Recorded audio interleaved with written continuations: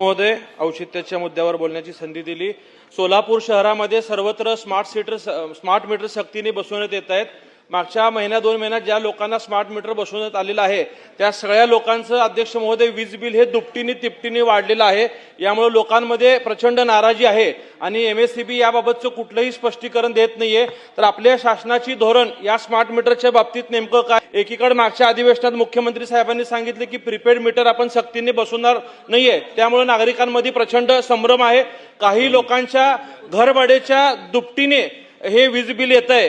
तर माझी अशी आपल्या माध्यमातून सरकारला विनंती आहे की एमएससीबीने याबाबत सविस्तर स्पष्टीकरण द्यावं आणि जे काही नागरिकांमध्ये मनामध्ये संभ्रम झालेला आहे की पूर्वी आमचं बिल समजा 500 रुपये येत होतं तर दुसऱ्या महिन्यातलं स्मार्ट मीटरचं बिल हे थेट 1000 किंवा 1500 रुपये आलंय। यात जर काय तांत्रिक चुका असतील तर स्मार्ट मीटर सक्तीने बसवण्याबाबत ह्या सरकारने स्थगिती द्यावी अशी मी आपल्या माध्यमातून विनंती करतो।